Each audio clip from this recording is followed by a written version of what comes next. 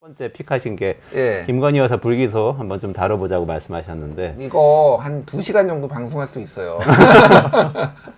검찰이 얘기한 거 하나하나씩 다 반박할 수 있지만은 그럴 시간이 없어서 우리 국민들이 또 어제 또 방송으로나 언론 기사로 많이 보셨을 텐데, 그러니까 이거 어제 이제 검찰이 4시간 동안 이걸 설명을 했어요. 오전 10시에 브리핑이 시작이 됐는데요. 오후 2시까지 이어졌습니다. 밥도 안 먹고. 밥도 안 먹고, 왜냐면 기자들이 납득이 안 되니까 계속 물어본 거예요. 그래서 계속 이제 이거를 얘기를 한 거예요. 이거를 제가 한 문장으로 요약을 할 수가 있습니다. 뭘로요? 그러니까 말씀드릴게요. 검찰은 김건희 여사를 바보로 만들었고 스스로 바보가 됐고 국민을 바보로 알았다. 이렇게. 아, 네. 그러니까 왜 김건희 여사를 바보로 만들었는지부터 말씀을 드리면은, 네. 김건희 여사는 주식에 대해서 아무것도 모르는 사람이에요. 주가 조작인지 이제 다른 전주 손모 씨가 지난 최근에 2심에서 다른 그 나머지 주가 조작범들 2심에서 전주였고 이렇게 비슷한 역할을 했는데 이제 정범으로, 그러니까 정범이 아니라 방조범으로 이제 처벌을 받았거든요. 근데 그 사람하고 뭐가 다르냐? 이 사람은 정확하게 주가에 대한 지식도 있었고 통화도 하고 그랬는데, 김건희는 주식에 대해서는 지읒자도 모르는 사람이다. 검찰의 설명에 따르면 굉장히 순진무구한 사람이다. 이러기 때문에 김건희는 처벌할 수 없다라는 게 검찰의 논리입니다. 바보로 만드니까 김건희는 윤석열을 바보로 만들었고 검찰을 윤석열을 바보로 만들었어요. 지금 이 대한민국에 바보가 지금 넘쳐나고 있어요. 지금.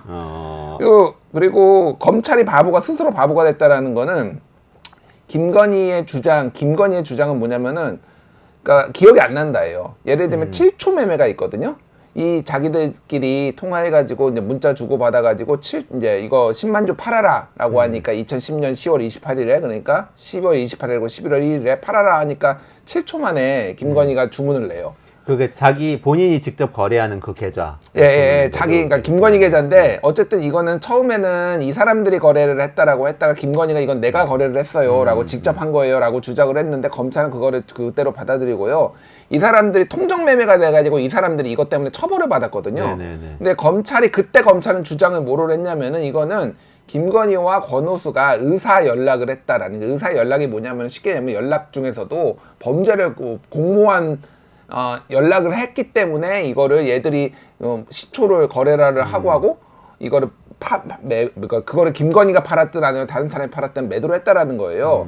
근데 그때 검찰은 그렇게 주장했는데, 얘네 검찰은 김건희를 수사한 거, 이거를 왜 따로 했는지도 모르겠고 같이 해야 되는데, 얘네들은 이거는 그런 일이 없다라는 김건희의 주장을 받아들인 거예요. 그러니까 이거는 무슨 얘기냐면은, 우연찮게 얘들끼리 10만 주 파세요라고 얘기를 하는데 아주 우연찮게 김건희가 그때 딱 팔았던 거예요. 그러니까 17초 만에 또 받은 거예요. 이게 모든 게 다 우연이에요. 그러니까 그거를 못 밝혀낸 거예요. 통정매매, 이게 본인이 직접 거래하는 계좌에 통정매매는 있었지만 김건희 여사는 몰랐다라는 부분이죠. 우연인 거죠. 우연히 모르고 그냥 걔들은 그렇게 팔라고 문자를 주고받았는데 김건희는 우연히 팔았는데 그게 해피면 딱 정확히 10만 주고 7초 만에 물량을 받고 이런 거예요. 이거에 대해서 더 수사를 하지 않고 4차장이 뭐라고 얘기를 했냐면은, 아니, 김건희 여사님이 기억이 안 난대잖아요. 어떻게 합니까? 스스로 바보가 됐다. 이걸 보는 국민들은 복장이 터지죠. 그래서 뭐 이거 더 얘기하면은 이게 오늘 안 맞으니까, 이거는 제가 왜 이거를 가져왔냐면은, 결국은 지금 민주당에서는 일단은 심우정, 그리고 이창수 서울중앙지검장이랑 심우정 검찰총장 탄핵한다고 하고 있고요. 그리고 지금 당장 할 수는 없지만은 검찰 이거 해체하겠다. 더 이상 볼 수가 없다. 이거 기소권, 수사권 분리하겠다. 아예 기소청으로 만들어버리겠다. 이게 이제 나중에 정책적인 이제 쟁점이 될 가능성이 매우 높아졌다. 그리고 특검도 이제 지금 발의를 한 상황이고요. 검찰 해체라는 게 감정적으로 하는 얘기가 아니고, 미국처럼 검찰은 기소만 하고 경찰은 수사해서 검찰이 기소할 수 있도록 이렇게 갖다 주고 검찰이 판단하도록 하는 역할을 하고, 뭐 특수한 경우에 뭐 특검이나 이렇게 임명해서 수사를 하도록 하고, 이렇게 지금 만들자 뭐 이런 완벽하게 경찰한테 줄지 아니면은 예전에 나왔던 방안은 기소청과 중수청이라고 따로 두는 거예요. 그러니까 검찰의 수사하는 역할을, 그러면 이거의 성격을 어떻게 할지 이건 논의를 해봐야 되겠지만, 어쨌든 기소와 수사를 완전히 분리시켜버리겠다 뭐 이런 얘기까지 나오고 있습니다. 네, 저도 한마디 할게요. 네네네. 그 진짜 그 우리 오빠만 아무것도 모르는 줄 알았더니 검찰은 우리 여사님도 진짜 아무것도 모르는 사람으로 참 만들어 버렸네요. 그래서 제가 이거 보면서 이 검찰이 이게 무슨 홍길동이 된 거 아닌가. 네. 홍길동이 좋은 의미, 좋은 캐릭터이긴 하지만 아버지를 아버지라고 못 부르잖아요. 네. 예. 지금 뭐 통정거래는 있었는데 그 뭐 주가 조작은 아니고 뭐 그 전에 뭐 국민권익위는 명품백은 받았지만 이거는 뭐 뇌물은 아니고 뭐 청탁금지법 위반도 아니고 뭐 지금 이런 상황들을 보니까 와 이게 무슨 그 여사 앞에만 가면은 그 제대로 된 뭔가 개념 규정이 안 되는 거 사실 이게 그 검찰만 문제인 게 아니라 제가 이제 오늘 방송을 위해서 그 금융감독원 국정감사를 몇 시간 동안 시청을 했지 않습니까?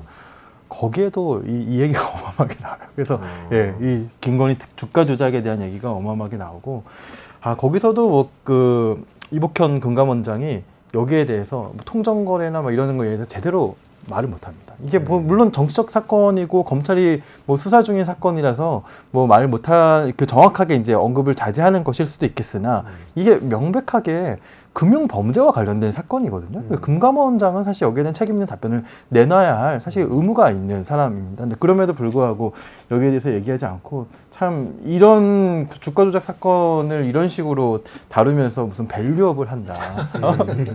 코리아 디스카운트를 뭐 해소한다. 와 진짜 이거는 정말 뭐 더 이상 말을 못 하겠어요. 어제 발표 보고 보니까 이런 코멘트는 있던데요. 검찰에서 너무 수사가 부실하다라고 하면 좀 억울한 측면이 있다. 열심히 했는데 잘 안 된 거라는 취지. 이런 얘기가 있던데. 그거에 정확하게 나는 공부를 열심히 했는데 성적이 안 나와요. 그러니까 나는 바보예요. 라고 하는 거하고 똑같은 거예요. 뭘 열심히 합니까? 그러니까 그 이런 거예요. BP 패밀리라고 이게 김건희가 그 주범들 중에 핵심 중에 한 명이다 이런 거가 이제 또 보도가 나왔잖아요. 그러니까 검찰이 기자한테 뭐라고 했는지 아세요? BP 패밀리가 권오수 팬클럽인지 뭔지 우리가 어떻게 아냐? 아니 그걸 알아보라고 수사를 하라고 검찰을 막한테 맡기는 거 아니에요? 수사를? 바보예요, 바보. 그러니까 우리가 뭘 믿고 검찰한테? 그러니까 선택적 바보, 선택적 무능. 갑자기 바보가 됐습니다, 검찰이. 그러다가 뭐 다른 거 수사할 때는 그러니까 그런 거예요. 어쨌든 이거를 얘기를 하자면 짧게 요약을 하면은 이 상황은 1차 조작과 2차 조작이 있었잖아요. 1차 조작 때는 김건희가 4,700만 원 손해봤거든요. 그러니까 갑자기 그거를 일임했던 그거서 운용했던 사람이 메워줘요. 4,700만 원을. 세상에 이런 투자가 어디 있습니까? 손실 나면 메워주고 이익 나면 또 김건희가 먹을 거 아니에요. 그러니까 진짜 밸류업이네요. 완전 코리아 밸류업이다. 그러네. 두 번째는 김건희는 아무것도 모르고 자기는 일임했는데 그리고 팔라고 해서 그러니까 팔라고 해서 한 게 아니라 우연히 팔았는데 그거를 누군가 해서 자기들끼리 주가 조작을 하고 있었고 결국은 통장에 최훈순하고 김건희 통장에 23억이 남았어. 이 기법은 전 국민한테 빨리 알려야 된다. 자동으로 밸류업 되겠네요. 전 국민이 다 23억 부자가 되는 거지. 이 기법을 빨리 알려야 된다. 이 사건 이렇게 소비 한번 얘기하고 끝날 사건이 아니고요. 저는 이거 아마 좀 우리가 5년 뒤, 10년 뒤, 20년 뒤 되돌아보면은 검찰 역사, 특히 검찰의 구조가 바뀌는 굉장히 중요한 기점이 된 사건으로 기억될 것 같아요. 저는 윤 대표님 말씀 들으니까 옛날 그게 생각나요. 이게 김건희 여사 사건 하나의 사건이 아닌 이유가 뭐냐면 마틴 루터 킹이 옛날에 이 얘기했던 게 생각났어. 한 군데에서 부정의가 있다는 것은 어디에서나 있는 정의를 모조리 위협하는 것이다라고 얘기했거든요. 그러니까 하나의 문제가 생겼을 때 그냥 상식적인 질문이에요. 통정매매 했는데 그 계좌에서 23억 벌었으면은 그거 뭐 그 사람 혐의 있는 거 아니에요? 있는 거예요? 없는 거예요? 라는 질문에 대해서 있는 것 같은데라고 다 생각하잖아요? 다 작전에 가담한 것 같은데? 근데 그 정의가 지켜지지 않았을 때 그 다음부터 이 김건희 여사뿐만 아니라 시장에 있는 모든 참가자들이 그래. 어느 정도까지는 이게 용인되는 사회가 우리 사회고 그래서 이 시장에서는 여기까지는 해도 되겠구나라고 딱 배리어를 터져버린다는 거예요. 착각입니다. 다 구속이에요. 다 나머지 사람들은 전부 다 구속이에요. 꿈도 꾸지 마세요. 요거 하나만 더 짚고 얘기 넘어갈게요. 아마 제가 예측하건데 머지않아 재수사가 일어날 거예요. 재수사가 일어날 건데 우리가 그 시점에 분명히 따져봐야 할 것은 김건희 여사가 재수사를 했더니 그 혐의가 분명하고 유죄다. 이걸로 끝나서는 안 돼요. 이번에 수사했던 사람들이 이 사건을 어떤 식으로 다루느냐에 대한 총체적인 평가가 이루어져야 되고 이제는 수사에 대한 평가가 이루어져서 분명한 신상필벌이 이루어져야 사실 그 문제가 다음 스텝으로 갈 수 있거든요. 그래서 그 과정이 분명하게 거쳐졌으면 좋겠습니다. 예. 저는 뭐 이해합니다. 수사한 사람들. 회사원이다 이제. 검찰은 우리나라 대한민국 검찰은 검찰이 아니고 회사원으로 인식하면 된다. 회장님, 사모님 어떻게 터냐 이런 마인드인 거잖아요 지금. 그럼 회사처럼 하면 돼요. 딱 분리해서 회사원인 사람들이 회장의 비리를 가족의 비리를 수사할 수 없으면 다른 제3의 기관한테 맡기면 되죠. 그게 특검이고 이렇게 독립적으로 수사할 수 있도록 시스템을 만들어가면 되는 거죠. 그렇게 취급하면 될 것 같아요 검찰은. 이 정책 얘기해야 되는데 수사 잘못하면 감옥 갈 각오를 해야 돼요 이제는. 감옥 갈 각오까지 해야 되고. 예. 알겠습니다. 여기까지예요. 어쨌든 이 불기소 문제는 하여튼 이 한 건의 수사의 부실의 문제를 넘어서서 우리 대한민국 자본주의 시스템을 흔드는 문제가 될 수도 있다. 이렇게 정리하고 넘어가도록 하겠습니다.